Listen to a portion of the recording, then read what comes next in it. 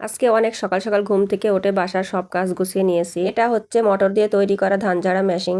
অবশেষে ধান ঝাড়ার কাজটাও শুরু হয়ে গেল। বাসার লোক সহ আরো 2টা লোক নেওয়া হয়েছে, একটা ধান ঝাড়ার জন্য আর একটা বিচুলি কাটা দেওয়ার জন্য। আর বাকি কাজ আমরা বাসার লোকেরাই করতে পারবো। তো আলিশার আব্বু আর দাদু মিলে ধান ঝাড়ছিল, আমি আর শাশুড়ি মিলে সামনের কাজগুলো করছিলাম। এদিকে বিচুলি কাটার মাচা বানানো হয়েছে, এখনই বিচুলি সাজানো হবে।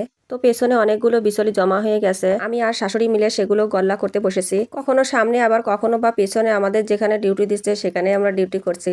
এটা হচ্ছে সংসার নামক সরকারি চাকরি, যেখানে মাইনে কম কাজ বেশি। সরকারে যেখানে কাজ দিচ্ছে সেখানে আমাদের ডিউটি দিতে হচ্ছে। তো যাই হোক, সত্য কথার ভাত নেই, আমার তো ধুলাই অ্যালার্জি, আমি নাকে বেরন দিয়ে কাজ করছিলাম। এদিকে তো প্রায় গাদার অর্ধেকটা ধানই ঝাড়া শেষ হয়ে গেছে। গ্রামের প্রতিটা বাড়িতে এমন ভাবে ধান এসেছে, কে কাকে দেখে সবাই সবার কাজে ব্যস্ত। ওদিকে তো আমার পাকা বুড়ি ধানের গাদার উপর বসে ফোন দেখছে।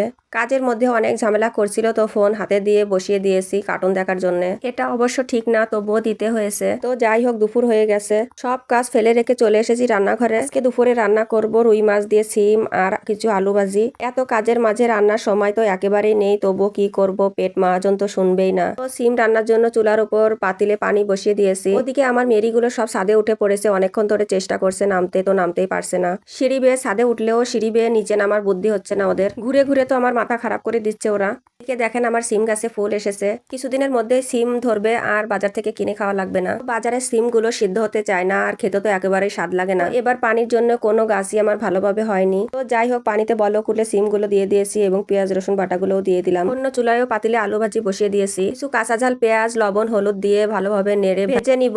চুলার এক পাশে আলু ভাজি আর এক পাশে সিম রান্না হচ্ছে। বাইরে অনেক কাজ পড়ে আছে, তো তাড়াতাড়ি রান্না করে চলে যেতে হবে বাইরের কাজে। তো আমার সিম রান্না হয়ে গেছে, সাথে আলু ভাজিও করা হয়ে গেছে।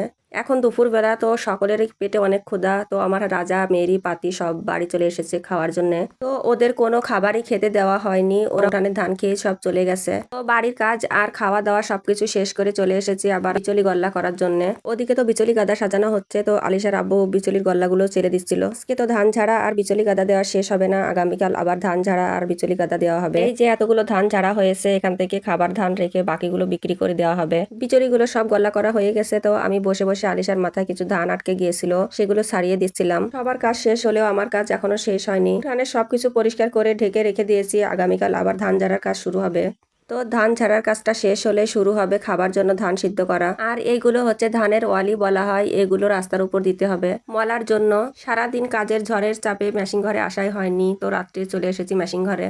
যে ব্লাউজগুলো আর্জেন্ট দিতে হবে সেগুলো আমি কাটিং করে নিচ্ছিলাম। তো ব্লাউজ পিস কাটিং করা এবং বানানো দুটোটাই আমার কাছে অনেক ঝামেলা মনে হয়। এত ঝামেলার পরেও আবার হাতের কাজ করতে হয়। তো আমি এখন যে ব্লাউজগুলো কাটিং করছি সবগুলোই একজনেরই ব্লাউজ ছিল। এখানে 6টি ব্লাউজ আর একটি পেটিকোট ছিল। তো যাই হোক, কথা বলতে বলতে আমার 6টি ব্লাউজই কাটিং করা শেষ হয়ে গেছে।